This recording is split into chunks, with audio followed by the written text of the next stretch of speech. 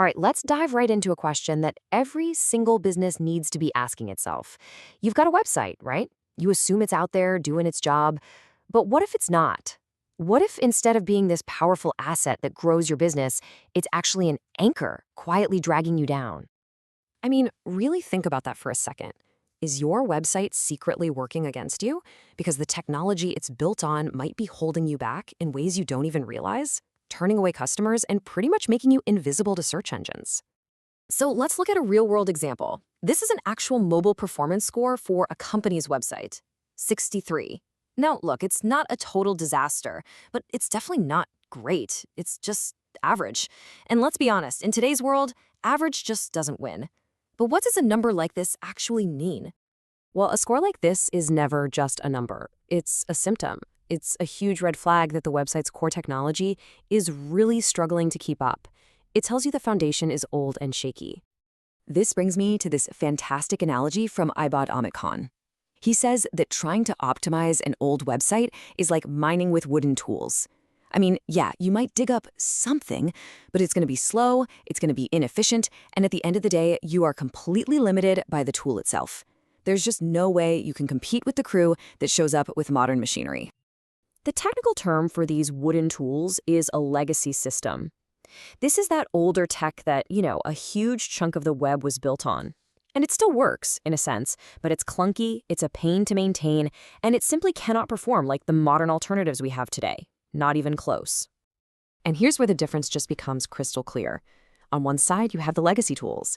They're often slow because they have to build the web page from scratch every single time a person visits.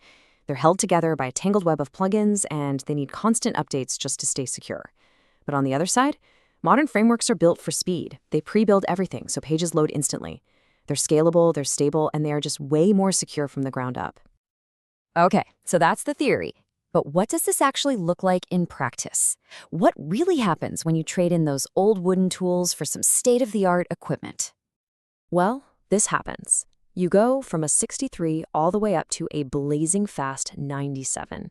And let me be clear, that's not a small tweak. That is a complete transformation. It's a difference between a site that makes your customers wait and one that feels, well, instantaneous. And the wins go way beyond just speed. The SEO score? A perfect 100. From a technical view, this means you are giving search engines like Google exactly what they want. You're making it super easy for them to understand your site and rank you higher. And this, right here, is the most crucial point. These numbers, 97, 100, they aren't just for bragging rights between developers. No way. They translate directly into real-world business results that affect your traffic, your visibility, and yeah, your bottom line. So how does this all add up to a real business strategy? Well, we can break it down into 3 critical areas: what's happening with your competition, how you show up in search engines, and the basic security of your entire digital presence. First up, your competitors. While you're busy spending time and money patching plugins and trying to fix a slow site, your rivals who are on modern platforms are already laps ahead of you. They're delivering a faster, better experience and are grabbing the customers you're about to lose. Next, SEO. It is, without a doubt, a speed race.